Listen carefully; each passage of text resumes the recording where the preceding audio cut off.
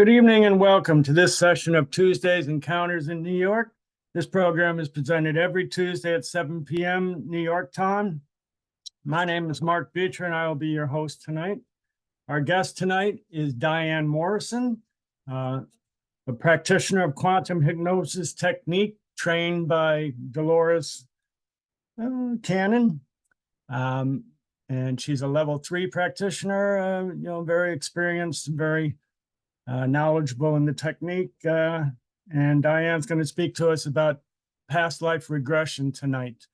So Diane, if you could just open your microphone.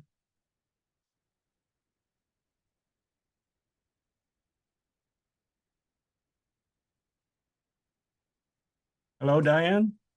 Hi. There you are. Hi. All right, how are you? Fine, thanks. How are you? Good, good. Good.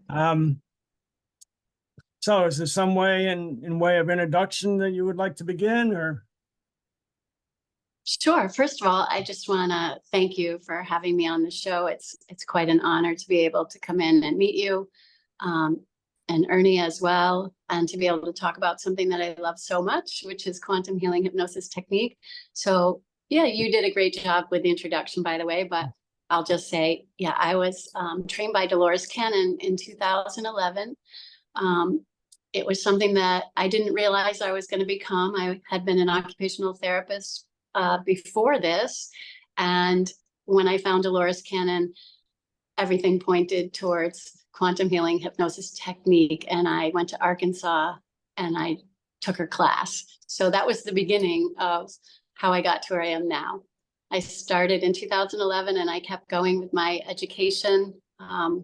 Took level 2 in the fall of 2012. And then I think it was 2013 where there was a small group of us that were called to Arkansas to help create level 3 with Dolores and Julia. So again, it was quite an honor and a privilege to be able to work with Dolores and Julia on creating this level. And the reason that she needed to create level 3 was because her waiting list was so long that she couldn't see all those people for sessions. And she wanted to evaluate a group of us that were very active on the forum at the time to make sure we were doing it exactly like she taught us. And so she evaluated all of us. Dolores herself and Julia evaluated all of our techniques. We had to submit videos and things like that. And then I joke a lot, so I like to say that we all failed her test. And then we had to make corrections to ourselves and the way we were doing the technique. And we had to get approval. It took us about maybe a year for some of us to get to her standards. So I was very fortunate to be a part of a group of people. There are 6 of us that were trained all 3 levels with Dolores. And then, of course, sadly, she passed away in 2014. So we're a group of people. 3 of us have remained very active with the technique, and 3 of us are moderators on our professional forum. So I also do that. So that's kind of how I got involved with this, and how I call it how fortunate I was to be able to be trained with really a master teacher like Dolores Cannon. That's what got me involved with this life-changing technique, and I changed my entire life because of it, because I loved it so much. So that's kind of my intro for how I got here in this position. Yeah. Okay. So what is past life regression? So that's a good question. I would say that, past life regression itself is a technique that people use to access more of their heart and soul memories. So we have an understanding that we've all lived before, we're living now, we'll live again. That the soul is on an infinite journey. I like the way that Dolores said, we all come from source, and then we sort of have different adventures along the way. We all have a unique story. And we're all present here living the lives as us right now. So past life regression is when somebody helps, usually a hypnotherapist would help somebody go into a deeply relaxed state where they could access more memories. Maybe they're guided to a past life in that kind of work, or maybe something comes through spontaneously. The difference with a typical past life regression and quantum healing hypnosis technique is that a practitioner like myself doesn't lead the client or ask the client about a past life, but we facilitate the session so they get into that deeply relaxed state, which is called theta brainwave state. And in that state, we say that their higher self shows them something. It might be a past life. It might be a simultaneous life. It might be a future life. It might be symbols, colors, images. We don't necessarily know if they will see a traditional past life. They might, but we don't know because it could be anything. So we just help them to tell us all about whatever they are seeing, sensing, or knowing in their inner vision. And then as they tell us about it, we kind of may start to figure out what it is that they're seeing. We may not, though. So we don't know until later when we talk to their higher self, why the higher self showed them that. It's a little more, I guess it's a broader scope in some ways. We're not just honing in on a past life, even though that may occur.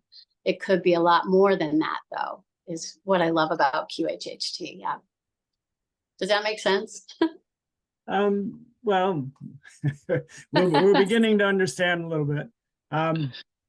Now these, we've interviewed a few other practitioners, and these are just single sessions. It's not something where they would come to you for multiple sessions. It's essentially it's one and done, or I love the way you say you, that. Yeah.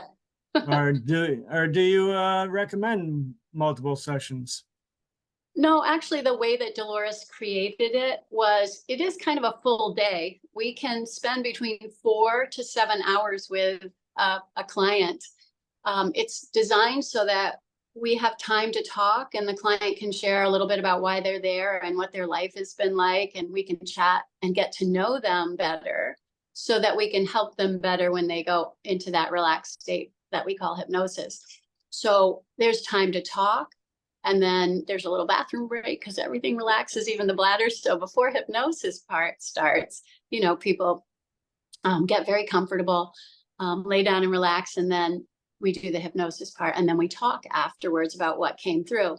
But Dolores created it so that a client could have one session and have the experience of communicating with their own higher self, accessing their own inner wisdom, and accessing their own healing from the inside out.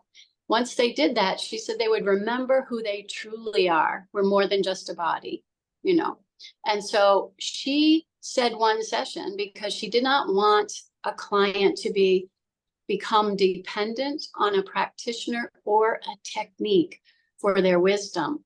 This is a very empowering technique. I also love this about QHHT. One session, have the experience. And then she said, when you go back to your life, out into your life, you now know who you are. She said, you remember who you are. And then you go inside for your guidance. And again, I like to say, you can ask other people for assistance along the way. It doesn't mean you don't talk to anybody or listen to anybody's advice. It just means that you're always tuning into your own wisdom, your own inner knowingness, and making sure things resonate with you, or you're trusting yourself now because you know that there's more to you than you maybe knew before you came to that session. So one session is suggested. Now, that being said, it doesn't mean you can't have more than one session. And pretty much all of us practitioners have had many sessions because we like to explore consciousness. And we like to help humanity, and we like to help ourselves. So we want to find more information that will be helpful and useful to share. And the higher self is very generous. So a lot of us are learning many things as sort of a side project. Sometimes if a client has a very difficult time relaxing and accessing their inner wisdom because their conscious mind is just very guarded or very busy, we will certainly offer most of us, I think, feel the same way, we will offer to try another session. So the second session is often easier for people that might be a little guarded, because we say the conscious mind fears what it doesn't understand. But once you've had a session, it's like, oh, well, that was easy. Well, that was very relaxing. Well, that felt very comfortable. Conscious mind no longer wonders what it's going to be like, doesn't have its guard up. Second sessions are much easier because of that. Conscious mind has an easier time relaxing because it knows it's safe, comfortable, and easy. Yeah.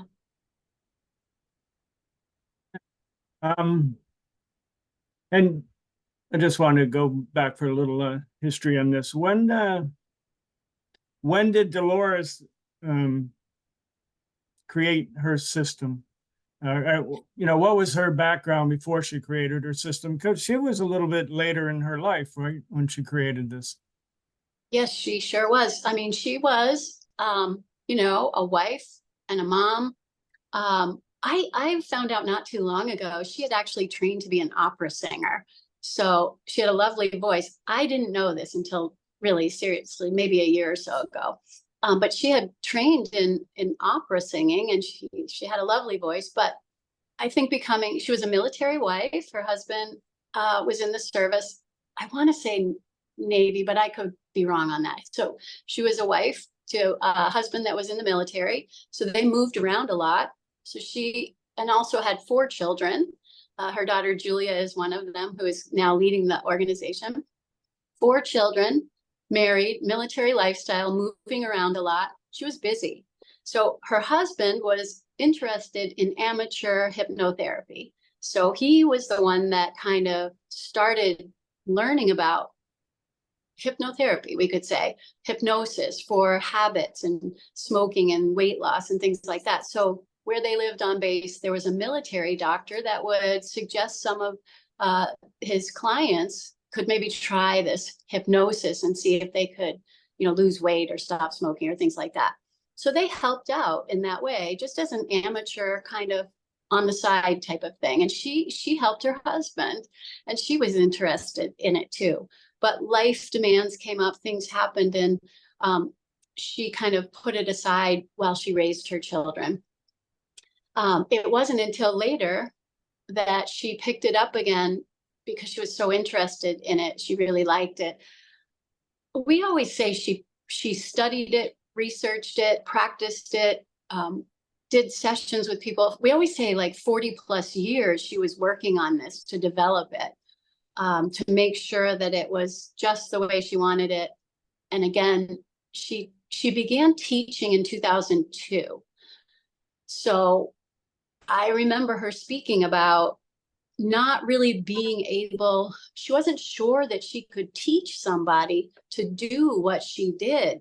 So she really spent a lot of time, effort, energy, and focus trying to create this in a teachable way.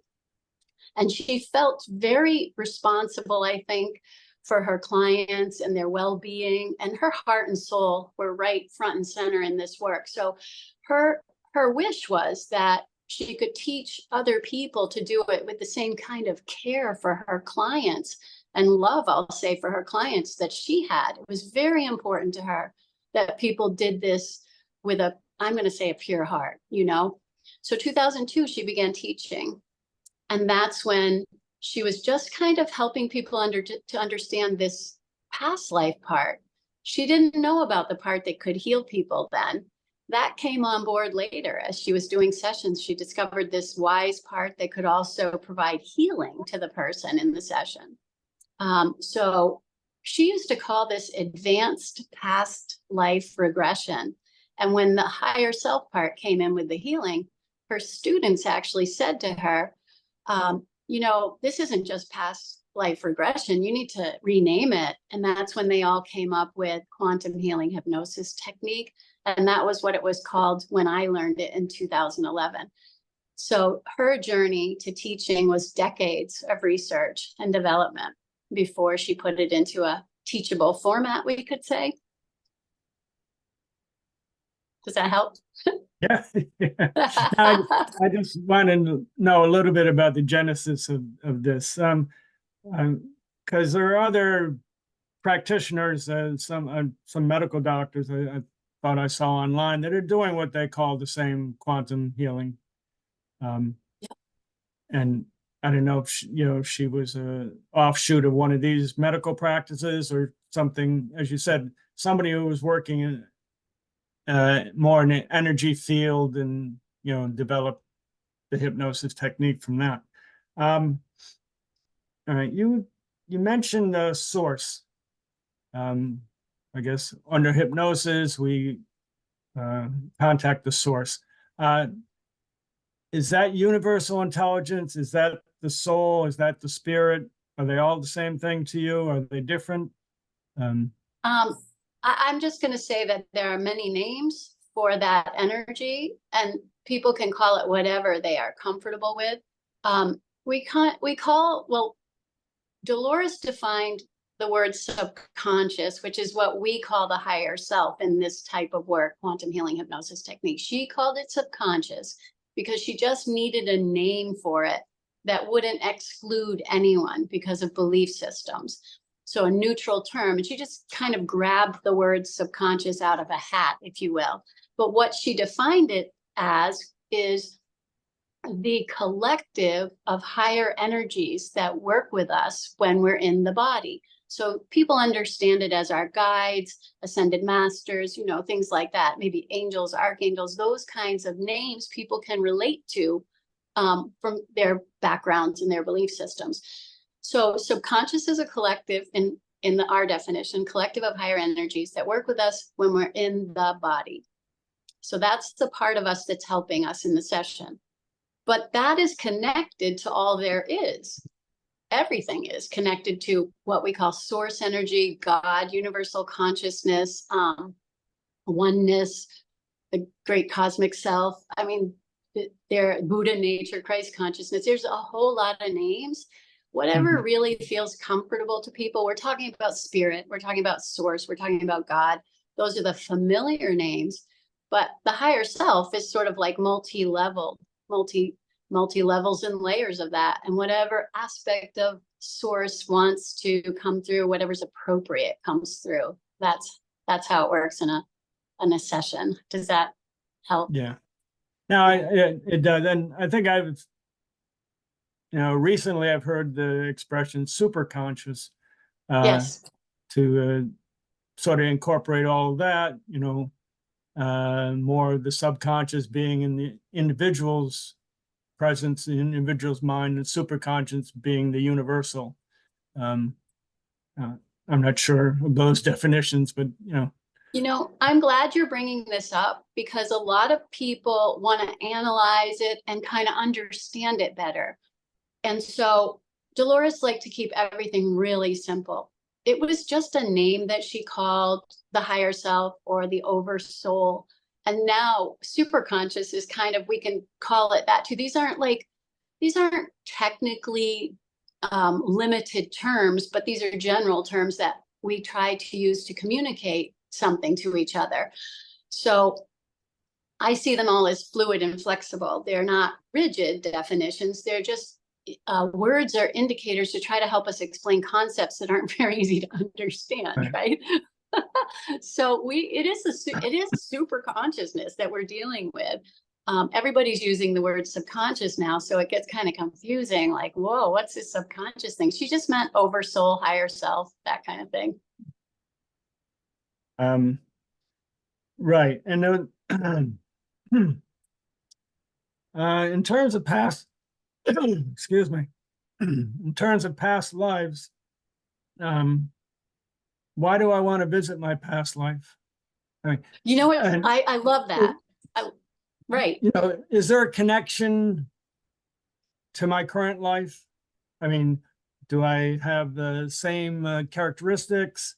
Are the things just totally different that, parts of me that I wouldn't dream about, type of thing?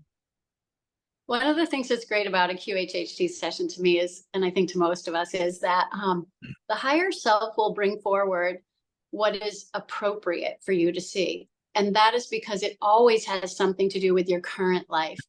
It always has some kind of way, whatever the higher self selects for you to see, it's because you need to see it in this life to help you live this life better, understand this life better.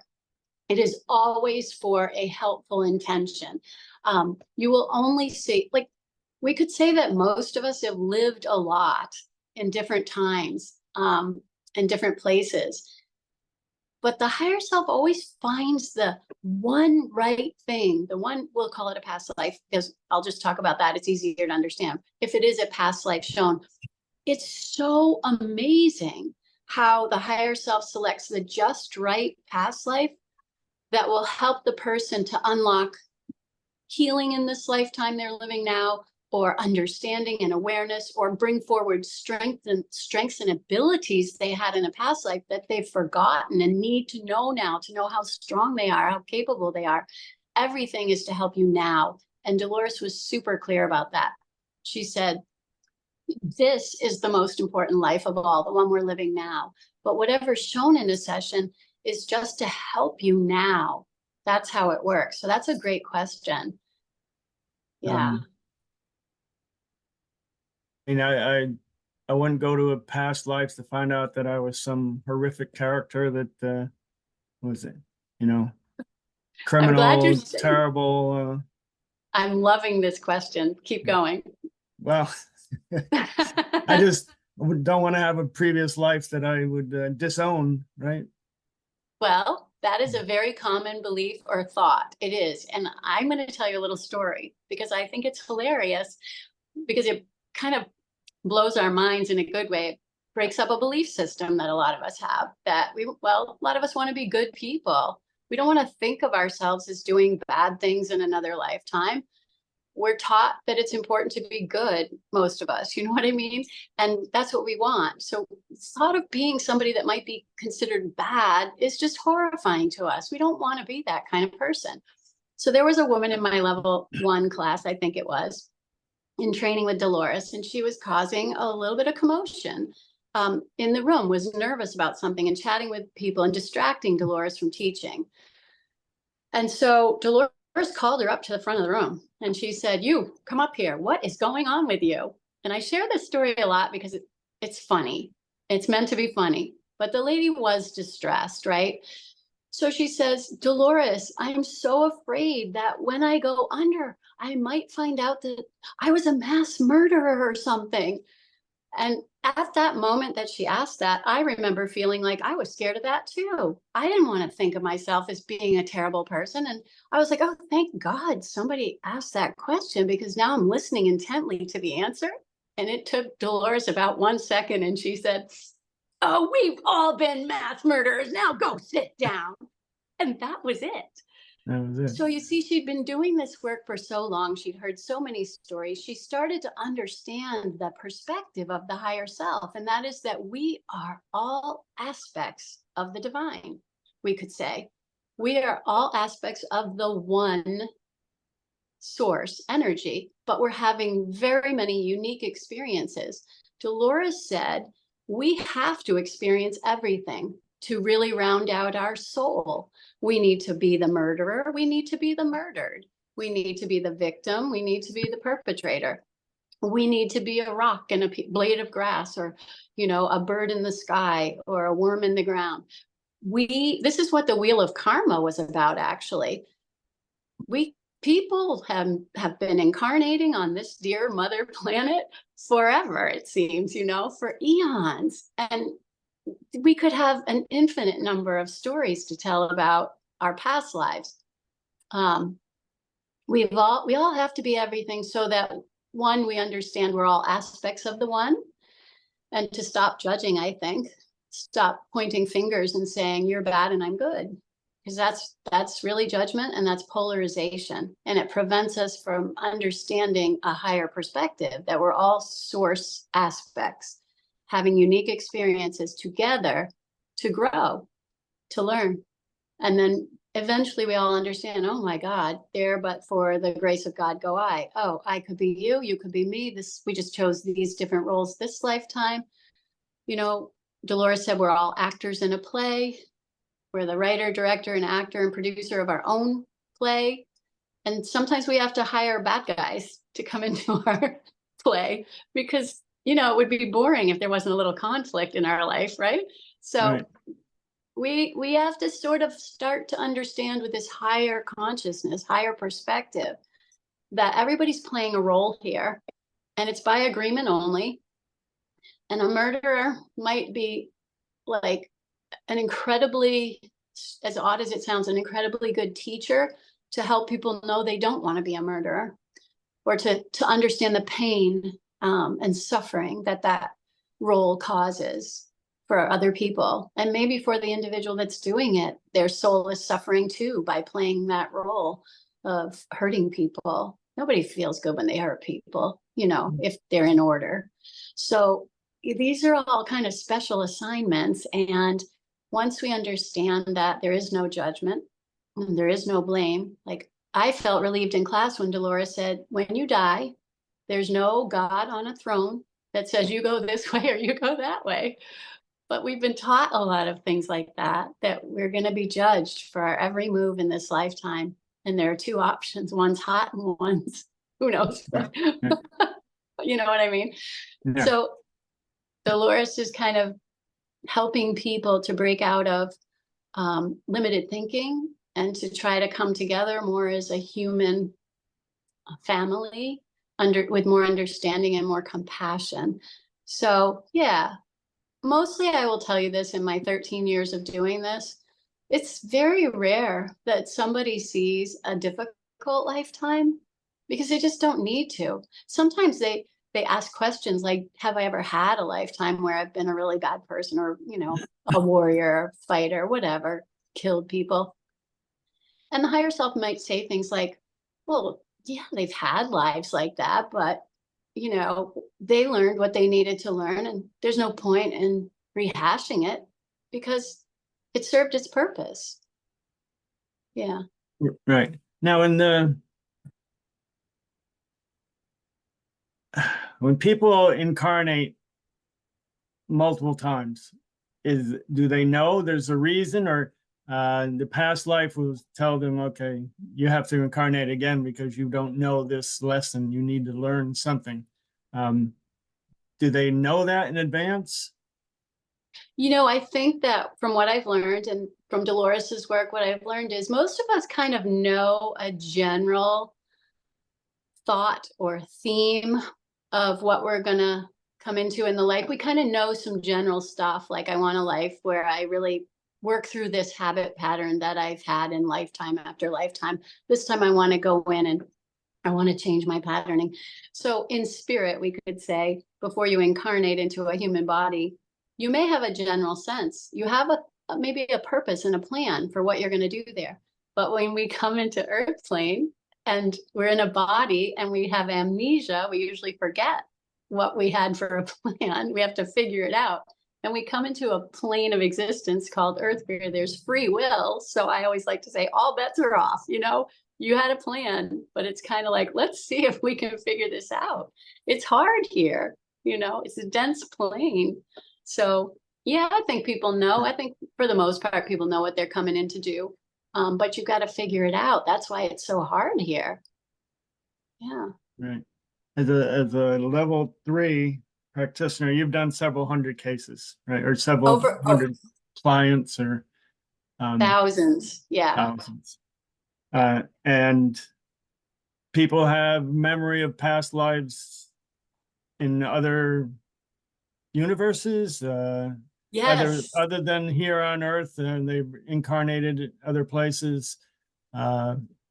Incarnated. Yep. I know we had a description of somebody that incarnated as a rock because it was a very peaceful existence. So yes, very calm to be a rock. Yeah, I have no memories of being a rock, but maybe I'm sure I probably was one at one point. Yeah, yeah. So yes, other types of lives are quite common, I will say, over the years. Most of us are seeing people that have lives as other types of beings, not from Earth, maybe from other star systems. It might sound really wild and far out to people that aren't familiar with this, but when you think about it, this is an infinite universe, is what we understand. and maybe there are universes, and I don't know why that we have always been kind of taught that we're the only life in the cosmos, but kind of makes me laugh now. Like there are other types of beings all over the place, and some are very, very advanced. So in lifetimes, we call those other kind of beings maybe ETs or aliens. But to me, I had this client, she was an 82-year-old woman, and she introduced the term space brothers and sisters to me. And I thought, that's brilliant. We're a family and we come from different places. It's just that it's a bigger family than we ever knew before. And our playground is maybe many universes. So there are other beings, and sometimes people are shown those kind of lives if it's appropriate. Some people aren't ready to see those kind of lives. Their belief system would be shaken too much. The higher self is very loving. It only shows what a person can handle and what is best for them.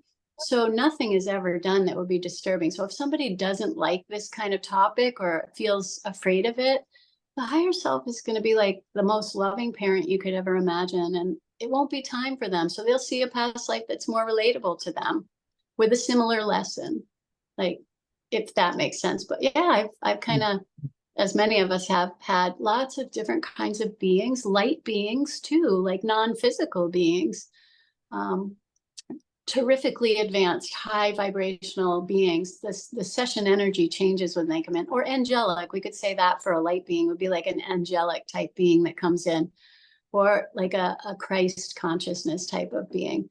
And it's so beautiful. Like, it's really hard to explain. The energy in the room becomes incredibly light, and you feel like a loving energy and a frequency in the room that you just want to stay in forever. It's really wonderful. So lots of options in terms of other types of beings. Yes.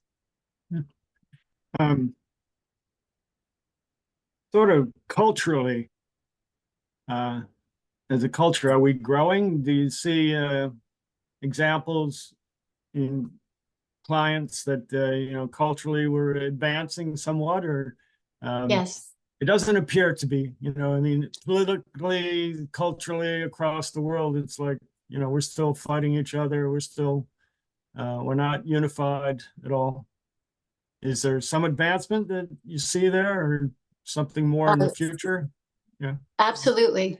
So understand too that there are different levels and layers of awareness in every person. We all have a different level of awareness that would be in our own conscious mind, right? So when you look at the earth, you see there are some pockets of people and places that are fighting, and there are wars happening. But there are other pockets and places where people are creating these new kinds of ways of living in community and loving conscious communities.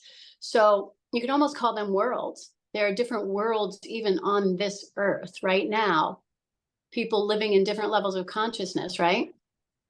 So we tend to attract clients for QHHT, the people that come. I will just speak for myself, but I feel this is true.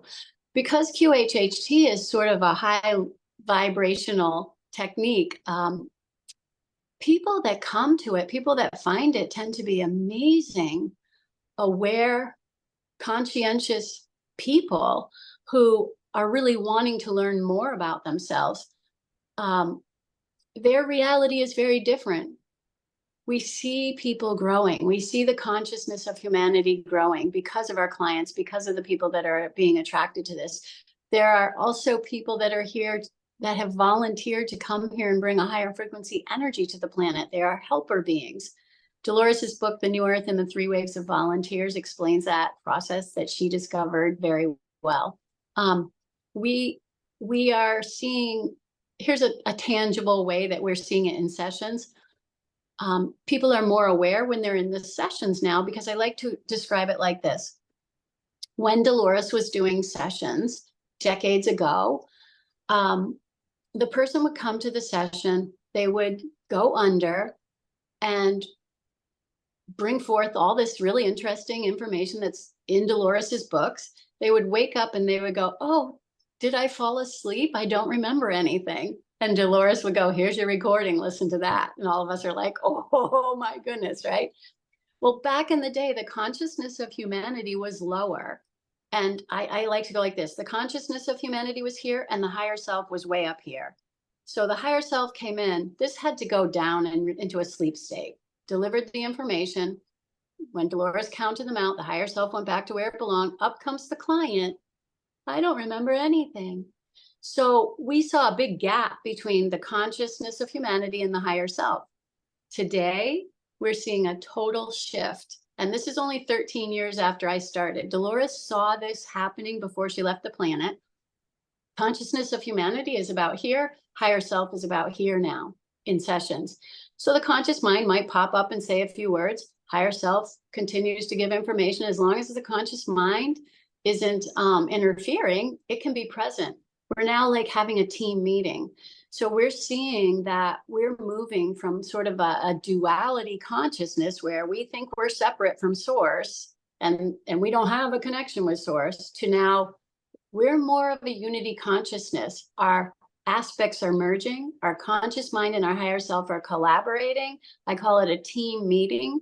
Even in sessions now, higher self and conscious mind are both present now. And so we tell people, you may feel like you're aware, and you may feel like, I know what I'm saying, I'll remember this. When you wake up, you may remember it now. People used to forget before, now they're remembering it. We're supposed to be more consciously aware of our connection with our higher self at all times. This is how we see the shift. We see a huge change in people's aware connection to their own higher self. I like to call it constant contact, where now, having had sessions myself and having done work to improve my connection with my higher self, and many people are doing the same, we have access to the higher wisdom all the time. In fact, when we start speaking, sometimes there's a merging, an infusion of our words with higher wisdom. So we become at one with ourselves, because our higher self is us too. It's just at a higher frequency and a non-physical frequency. Does that make sense? Oh, definitely. And Yeah. And then you rely on your higher self more and more, in everyday activities, or, just constantly, right? You know that there's just that constant connection. Yes, and I just want to make it clear, though, for people listening that may not understand this, it's never like the higher self is taking over you. You're working with your higher self now. It's you have free will, so you choose to have this conscious connection, but it's not like anything's overpowering you. It's just you're asking for help and you're liking it, so you're receiving it. It's very much free will too. It's nothing ever overrules your free will, but you just you start to realize, oh, it's a much better way to live. I like this collaboration. Does that make sense? Right. Yeah. The universal, just to touch on things like angels and helpers and things, that's different and apart from the universal, is it? I'm gonna tell you again. Dolores said keep it simple, and Julia teaches this too. When we used to have live classes, she would just draw a little picture of the levels and layers of what we call the subconscious. There are multiple levels and layers. Think of it this way: you may have, as part of your collective, some deceased relatives that guide you while you're here. They're in spirit now, so they may be a part of you that understands Earth life better. So they might be at this level just above Earth existence because they're helping you and they've been human and they know what it's like to be human. So they have some really important help for you. But above that might be sort of an angelic realm where they may not have ever incarnated as a human body before, but they're great, loving light beings. So they're part of your team, but they're a higher vibrational frequency. So this frequency thing is all from Earth to source, basically. It's all of it. And so we don't really compartmentalize it, other than this is all the SC.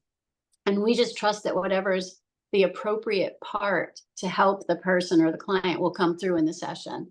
And a little aside is that if there's a healing issue and the aspect of that person's higher self doesn't feel somehow like they know how to heal it, we can ask for someone that does know how to heal it. We might call in, a higher form of healing energy. So the world is our oyster, so is the non-physical world. But the higher self is kind of coordinating what aspects are best for this person in the session. So we don't really break it down, but I will tell you that and I'm sure others feel the same way, can feel the energy of what level of the higher self is coming through in sessions, because the energy in the room changes.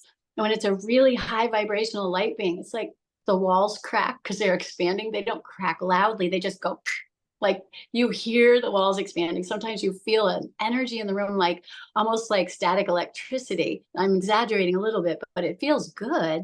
It's just, you're working with an aspect of the higher self that is so high vibrational frequency. It's actually healing us too, without even us intending for that. Does that make sense? Right. Just being in it, just being in its presence, right? Exactly. And actually, I want to give a little example of that if we have time. Is that all right? Oh, we can keep going. Okay, good. I know it's a really good topic, and I think everybody here is interested in. So. I love it. Okay, so when I was in my level 1 class in Arkansas with Dolores, she used to pick somebody from the class to volunteer to be the subject, and she would put them under so she could demonstrate the technique to us live and in person with Dolores Cannon. It was amazing. Well, the gentleman that she picked went under, and we saw how she conducted the session. And then when the healing part happened, he had some issues with his eyes, and so he wanted healing for his eyes. And so she facilitated that connection with the higher self and figured out, so we create to learn. She figured out what he needed to learn from that. And the past life that was shown was completely clear about why that eye had been strained in that life and why it was fuzzy in this life. Well, anyway, she asked for the higher self to do the healing. The higher self did the healing. Client wakes up when she counts him out and says, she asked him how he's feeling, and he's looking around the room and he said, I can see edges. And she didn't understand what he meant, but I knew he was talking about, he could see edges clearly. His eyes were improved, right? Mm-hmm. And when he was saying that, I was looking around the room and I was like, oh my goodness, I can see more clearly too. And I thought I had my glasses on, and I went, oh, well, I have my glasses on. And I went to touch my face and they were on top of my head. So I did not have my glasses on, and my distant vision was healed too. And she told us later, they said, oh, we forgot to tell you that as you're sitting around the bed for this person having their session, you might get a splash of healing too. Did anyone in the room get a healing? And a lady said, my back was terribly uncomfortable when this started. I was so uncomfortable. I didn't know if I could sit here. She goes, my back feels fine now. I got a healing. I talked about my eyes. Other people talked about other things. We're in an energy field that is not just healing the client, but it's like a splash comes out to anyone that's right there. So that's where I learned that we don't ask for it, but that high vibrational frequency helps everyone that's nearby. Isn't that interesting? Yes. And is that the only place a group can have the session? Was in Arkansas? Actually, do you have a group session where you are? With a lot of us, well, I'll tell you what, a lot of us are doing her introduction group sessions, which are also turning out to be incredibly powerful for healing. It's a lighter level of trance. It's sort of like to introduce the idea to people that may not be quite sure of having a session, but they want to experience it. So it's called a group past life regression. And many practitioners are offering these now as a way to introduce it. And also it's helpful. It's healing to people. People are getting healing even in the past life regression group sessions now. Again, another example of how consciousness is rising up on the planet. We're getting even more powerful introductory sessions. So Dolores did that group session with a client to help us students learn. Mm-hmm. But many practitioners are offering a group session that's very powerful, that's not as deep, but it's turning out, it seems to be as powerful now, more powerful than it used to. So yes, those are available. Yeah. It's sort of if you think you can, right? I love that you said that. There's so much about belief. Dolores' saying was believe, achieve, doubt, you're out. And so, there are other people, I've heard of other, teachers that have been great teachers on the planet that have said something similar. But I was so curious about her saying, believe, achieve, doubt, you're out, that I was seeing in my sessions, people who came with a high belief were having an easier time. So one day a person went under and they were having a nice connection with their higher self. And she had asked something about belief. So I just kind of tagged along with it. And I said, can you please help me to understand this idea? Believe, achieve, said Dolores, doubt, you're out. How does that work? Because it seems like, when people believe, it's almost like it opens a portal to their higher self and they're having better access to information. And the higher self was kind of joking with me and said, well, you could call it a portal, like we'll humor the human. It's her word, but not ours. Whatever, it's okay. They said, we just want you to understand that when you believe, you open the door to your higher self. And when you doubt, you shut the door. The point being, your hand is the one that's on the door. You're in charge of that. You're in control of that. So they wanted to make a point that belief is really you saying, I believe you're there. So therefore, please share with me. Doubt is, I don't believe you're there. And if we say no, it's the spiritual law of non-interference. They cannot help us if we shut that door and we say no. They just sit around and twiddle their thumbs. Well, we'll wait then. We can't interfere. Only if she invites us in or he invites us in, only if they want us. Yeah. Isn't that something? Really? Yeah. So you're a level 3 practitioner with many years of experience. And I looked up on the website for practitioners listed by state. And there are very few level 3s. There was a whole lot of level 2s. And then I guess now you've got level 1s and trainees and sort of different categories. And it's the same. Well, it's initially the same thing. If you believe, then you're going to still get some validity from a level 1 practitioner or a level 2 practitioner. It's completely. I mean, when I started, we didn't have a level 3, and a level 2 was basically we would go to Arkansas at the time and hang out with Julia and Dolores. You had to have about 10 or 20, I can't remember how many sessions under your belt because you had to have some experience. But we just sat around with them and chatted and asked questions and told them what problems we were having, and Dolores would help us. It wasn't as evolved and developed as it is now. A level 1 practitioner has been trained in the whole technique, knows the whole technique exactly like Dolores teaches and now Julia teaches. You have everything you need to facilitate a session as a level 1 practitioner, as an intern. We never had that term before either. That's just to show that they're still in their practice state, right? They need to do 25 sessions for no fee to practice, and then they can become the level 1. So my point is that, if I don't space out, everything as a level 1 practitioner, the technique. The difference is experience and practice. So if anybody is looking for a practitioner, go with who feels right, but don't let the level limit you, because no matter what, you're going to get something out of it. There aren't as many level 3s because it takes longer to get to that level. And it's only been a new level since I think we kind of started in 2014. It became a thing. So we were first the 6, and then pretty soon after, Dolores died. So a lot of stuff we were all shocked. It was a terrible loss, right? So our heads were spinning, and Julia had to step up and take the reins. And, nobody anticipated Dolores was going to pass away at that time. So I would say there was a little bit of a lull there before everybody got back on track. And then it was like, okay, we gotta get this program running. And now there are more practitioners that are level 3 so they can help train the new people coming up.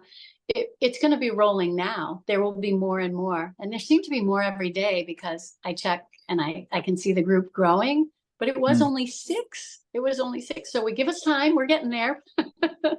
But it does help to go to see an intern. You'll get something out of it and you'll help another person to practice and get their skills growing. So it's a win-win no matter what. Do you know what I mean? Oh, absolutely. Yeah. So if somebody wants to start and they start, it's essentially it's online classes. Is that correct? That's right. Everything is online now. And so level 1 QHHT class online is how people would start. Yes. Okay. And then, well, okay, level 1. And then like And level level 2, 2 it's just on experience beyond that. I mean, it's just level 2. I want to say it like this. If you really love this work as a practitioner, you're going to want to soak up every piece of information, every part of the education process that you can. I am a person, and most of us are like this, where I couldn't get enough of this information. And some of us would help out with classes after Dolores passed away. So the videos that they had of her were so helpful. But every time we went to a class, even if we were just assisting in the class, most of us will agree, and most of us had this experience where we would hear something different every time.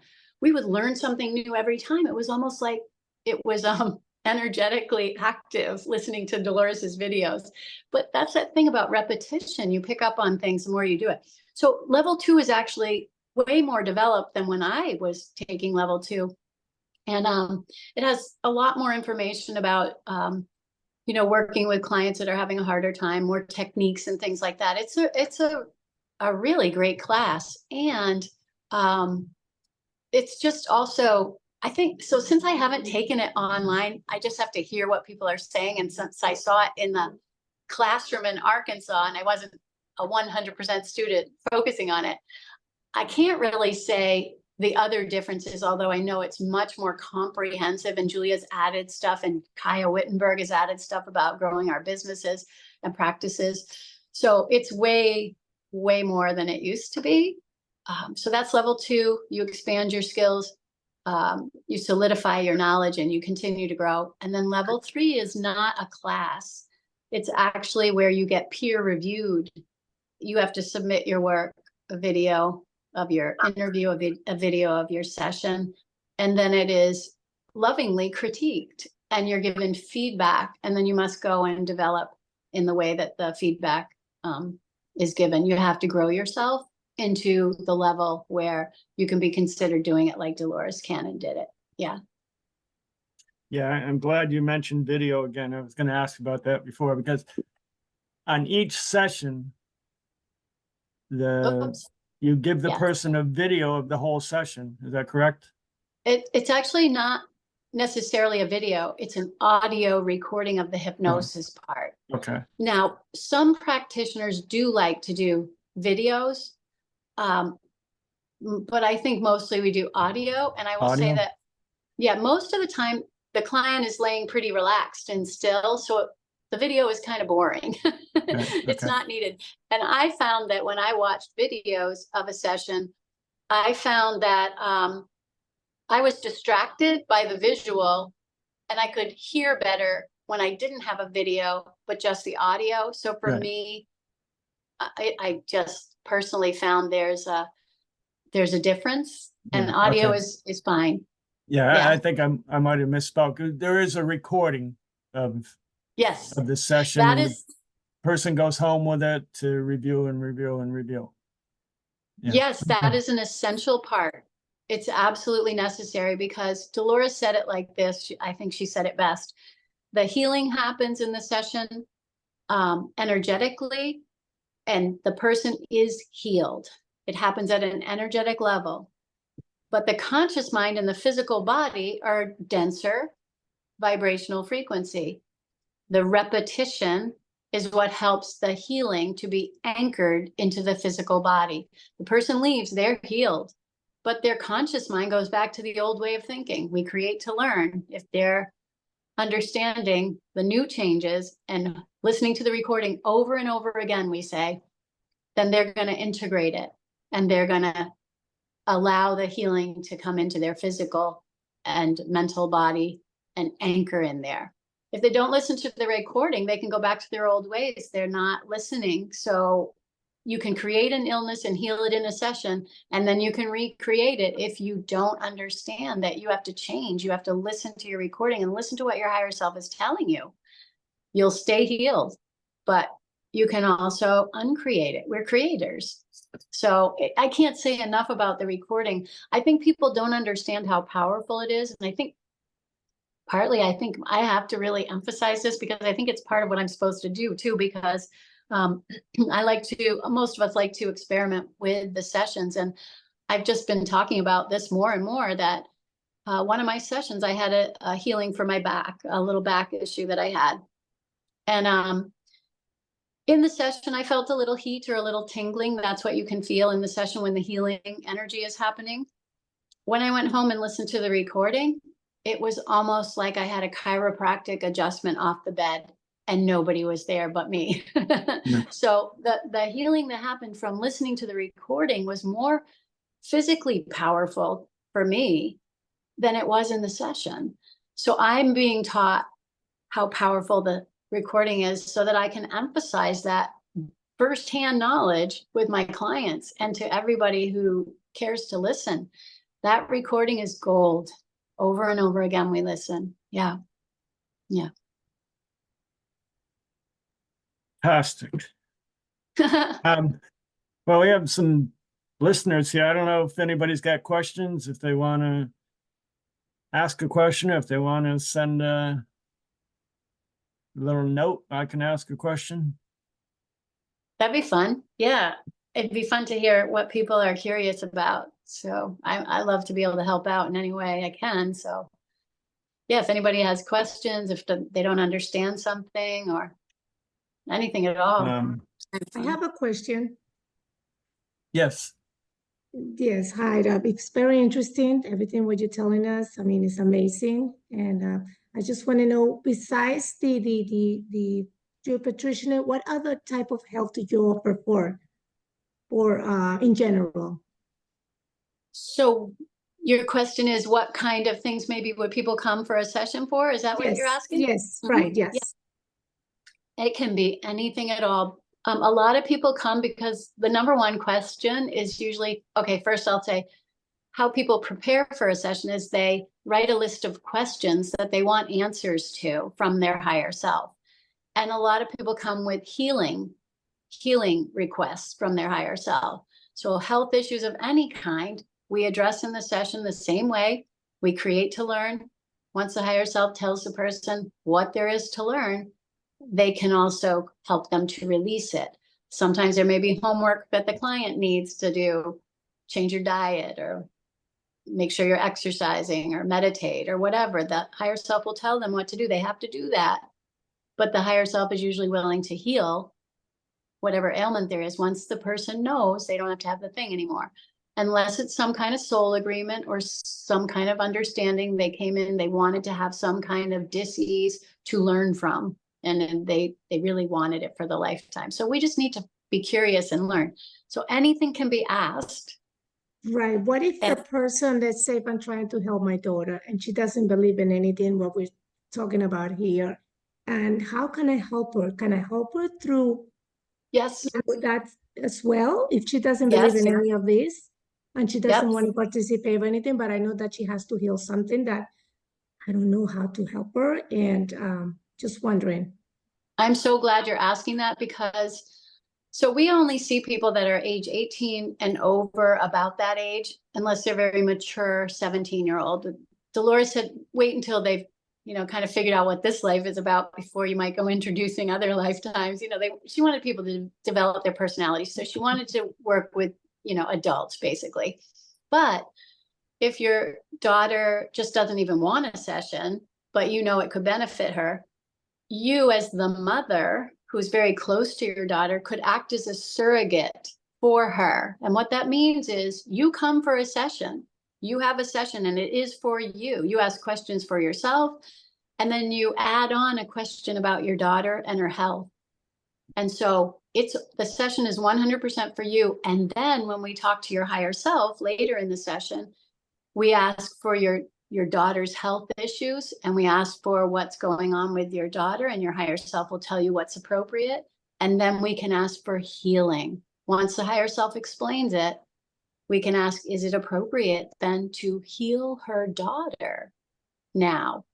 And they can do your higher self will communicate with your daughter's higher self. It's all done by agreement only. That gets taken care of all by itself. They can do healing through you for your daughter. It's amazing. Thank you. Yeah, you're welcome. Thank you. Great question. Yeah. We have a question about how do we find a practitioner? Very good. Yep. The main website is QHHTofficial.com. QHHTofficial.com.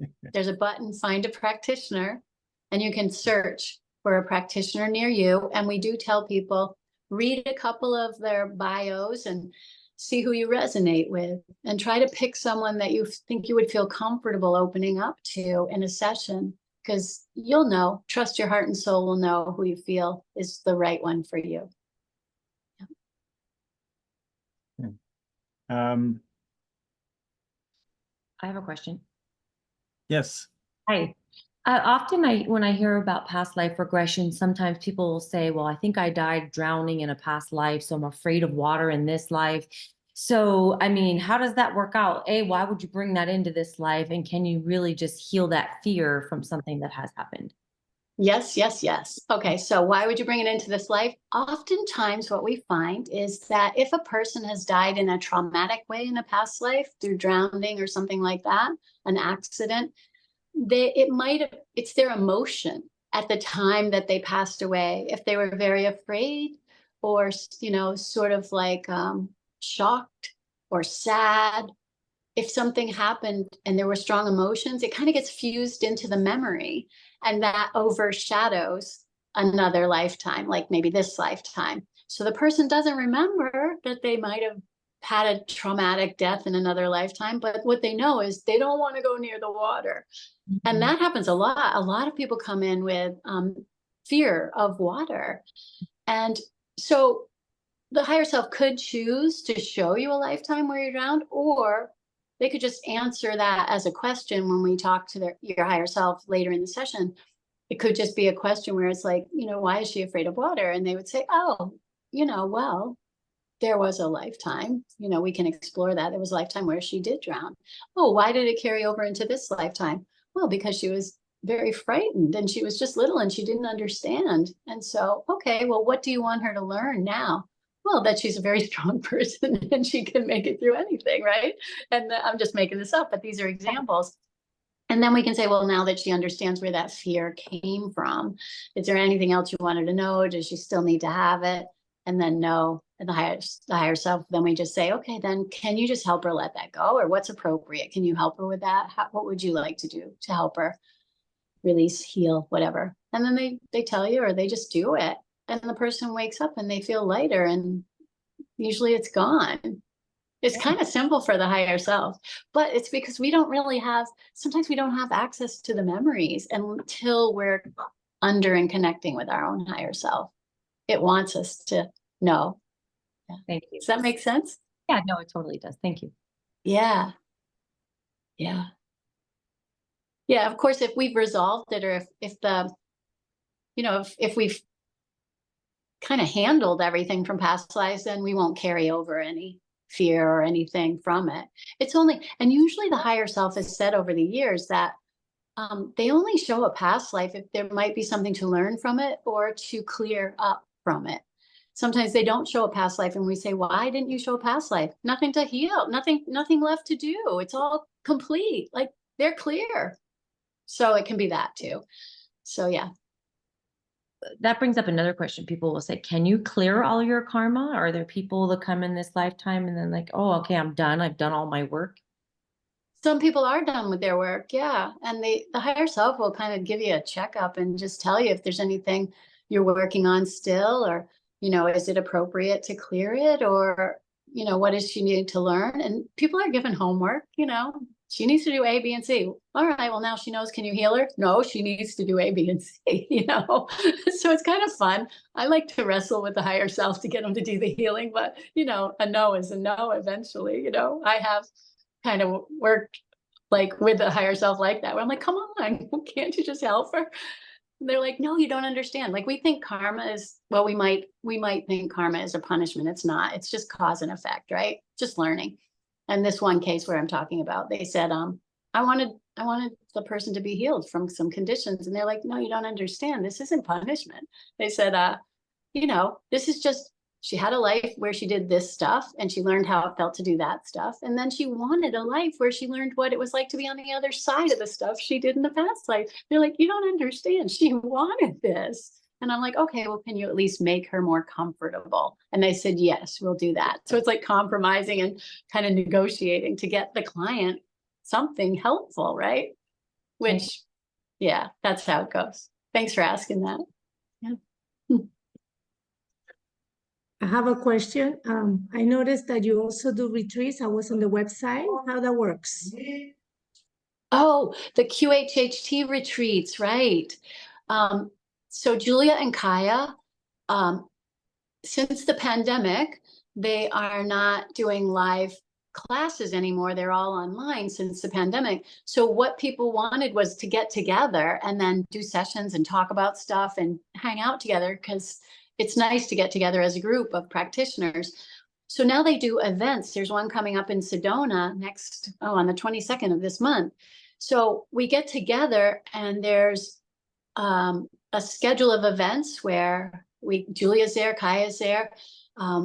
We get to meet each other. We do sometimes, you know, different events together, like past life regressions together and future lives and meet your guides. We do that. There are opportunities to be involved with different, you know, experiential processes. And then they do on location events. So whether you go out to the Phi Islands in Thailand, which we just did in February, or, you know, you go on a hike in Sedona, which we're doing in just a week or so, or go to the giant Buddha in Thailand, or do other things. We go into the local area, we have events, we get together, people do sessions on one another, because it's an opportunity for people to get their sessions in for their practice ones. It's a wonderful time. It's a lot of high vibe people and fun. Yeah. What was the greatest miraculous healing that you had in a session that you just said, I can't believe that happened? Exactly. You know, I have to say almost every session has components to that. Like, we used to joke about how our jaw would drop in sessions and just stay on the floor the whole time. We were just in awe of what the higher self was doing to help people heal, emotional, mental, physical healing. But I do always go back to this one story, because it was the first time for me where a client healed themselves with their higher self from a cancerous tumor in the session. And I like to talk about it because it's mind-blowing, because we're told that this isn't possible, but through the help of the higher self in the session, client had cancerous tumor, and she had been working with a team of specialists. She had her own team. They had stopped getting results from the approaches they were taking, traditional approaches. So she had a session, and we got to the bottom of it, why this ailment was there. We create to learn. So her higher self told her what there was to learn. And I asked if they would then heal the tumor, and her higher self said yes.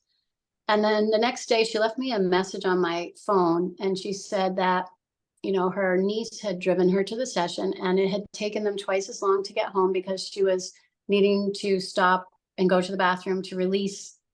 We'll just call it that. And so they had to stop a lot on the way home. And she said when she got home, she had a chance to check and see how the tumor was. And she said it was gone. So in a matter of 3 hours after leaving my office, after her higher self said they would heal her, she went home and found the tumor had dissolved. And then she went back to her medical team, and they said, you know, we don't know what that woo-woo thing is that you've been doing, but keep doing it because we cannot get those results. So she healed herself in a QHHT session of a cancerous tumor that the medical team couldn't get any more progress from the healing. And that one to me kind of brought me to my knees, and it still does. Like, no matter how many times you see it or hear it, witness it, whatever you want to call it. Yeah, it's kind of, it's just so powerful, so profound that you just want to get on your knees and thank God, you know, like, I don't know how else to explain it. It's like miracles are happening in this work. And yes, the higher self, once I said, you know, it's like a miracle when you do these healings, and they say, well, yeah, you call it a miracle, we call it normal. Yeah. And I know that this is the way of the future. This is the way of now. We're starting to remember how to heal ourselves. We're all self-healers. This is the truth. Our body will heal itself if it can, if we're supporting it. Like a bone, if it's not out of place, will heal itself without anything except just immobilizing the arm. The body knows how to heal itself, but we've kind of been talked out of it. We've forgotten, however, it doesn't matter. But we're remembering now that we are the healers, and our higher self will help us with this in ways that we don't currently believe in a large scale way. But everyone that comes to have a session and has the healing is starting to understand. We're all starting to understand. We're so lucky to sit bedside and witness this stuff. So broken bones have been healed.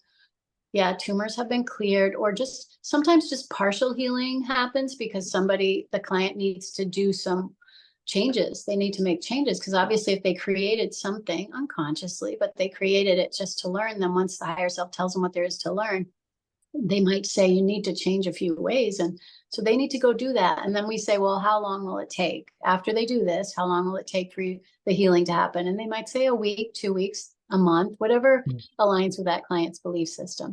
So anyway, it is pretty much everything. I like a lot of the emotional healing. People are carrying guilt or grief or I don't know, sadness and pain from events that happened in their lives, and it's making them heavy. And sometimes they create different ailments because of it.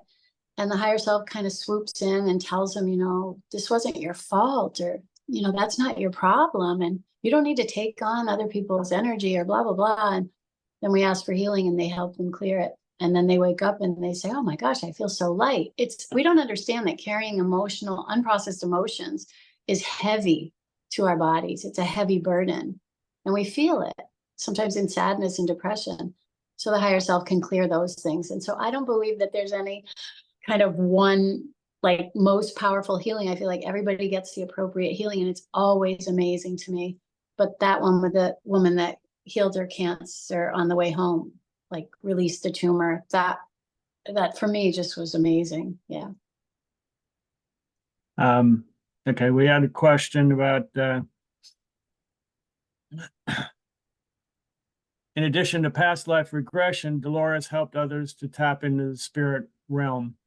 Are current practitioners able to also help clients tap into this spirit realm? And how does this help with healings? Well, you know, that's kind of an interesting combination of questions, because if a client wants to come and experience and explore the spirit realm, we do let the higher self show them what they feel is important. The higher self might take them right to the spirit realm because they know that they're there for that. Or they might show a past life, and then when we go through the last day, they transition from that life to the spirit life, then we can guide them to explore a little bit in the spirit realm. And the higher self is still in charge of what they show. So it can happen a couple of different ways, but the client would need to make that clear to the practitioner. This is what I really want. I want to explore the spirit realm. And how it can help that person would be up to the higher self, or, you know, the person, like we would learn about them in the session. What is it that's going on with you? And what is the healing that you are seeking? And then we would certainly ask that of the higher self. How does the spirit realm apply to healing?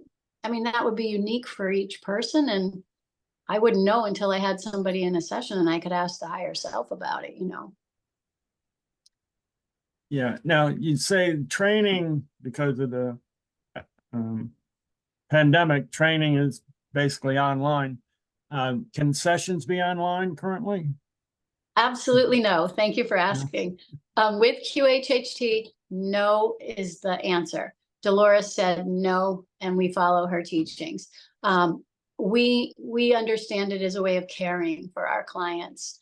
There are people out there I've heard that don't listen to her teachings, and that's none of my business. I will just say it now. That's not the way to do it. If people are doing it online, they're not doing true QHHT, and that's just it in a nutshell. We care about our clients. We want to be present with them, right there to assist them. It's just like a loving mother. We like in person. Dolores said do it that way. We listen to her, we honor her, and we respect her. So yeah, that's a big NO, not no online.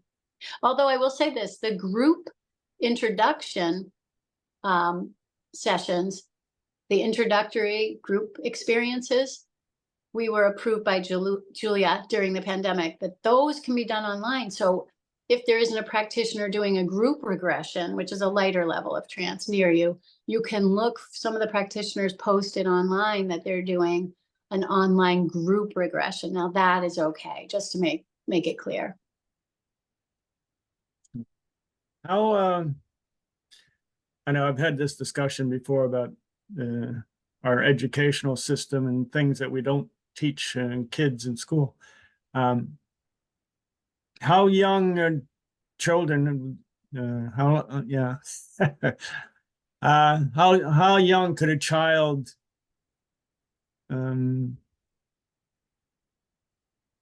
get a value out of a session? How young of a child? So know that with QHHT, Dolores said 18 and older is best. She wanted them to know who they were before you go introducing other parts of themselves. But for QHHT, it's probably good to be 18 or older. But like we just talked about, a mom or a dad or somebody very close to a child could act as a surrogate. They'd have their own session, but then the questions that we'd ask of their higher self would be about the child. So that's a way to do a session without doing it with the child, but having a loved one that's very close to the child do it. Yeah. Yeah, no, because I've, different topics that we've discussed, and I always think that we don't offer these to kids, that would developmentally, it would probably be very beneficial to them. Yeah, and it can be like that with a surrogate session, but I will say that this book, The New Earth and the Three Waves of Volunteers, helps to explain the changes that are going on in the earth. It's Dolores's book. And the new kids that are coming in, some of them are spontaneously remembering their past lives because they're more connected. These kids are sort of upgraded kids. And this is what Dolores said would happen. And many people say it. And we see it happening. There are kids that are already talking to their parents about, do you remember mommy when I was your mommy and you were my baby? The kids are coming in pretty upgraded now. Right. Yeah. Yeah. There are even categories for them. I forget the names, but yeah, they yeah. We can start with indigo kids, and then we can go right. crystal kids. They're like rainbow children. Like these are the names that we're calling these new little kids. And some people say they're upgraded to 12-strand DNA already. Dolores just said these kids that are coming in upgraded are the hope of the world. They're way more tuned into love vibrational frequency, and they're going to change the world. Like we're already changing the world in waves, but these new kids, it's sort of like it's a new game now. Yeah. All right.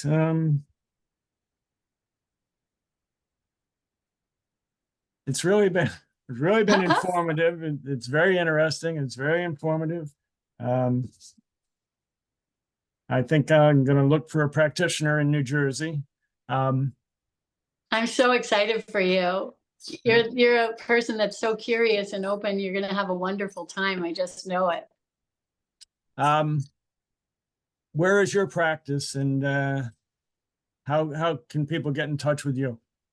So I have a practice. I just moved my office from Hadley, Massachusetts, back to Turner's Falls, where I have a home office. So I'm in Turner's Falls, Massachusetts, and people can get a hold of me on the QHHTofficial.com website under level 3 practitioners, or they can go to my website, which is healingworks-salon.com.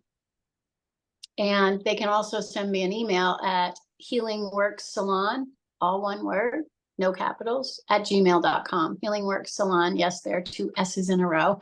Healingworkssalon@gmail.com. That's how people can get a hold of me if they want to have a session with me. Okay, very good. Yeah. Somebody else must have a question.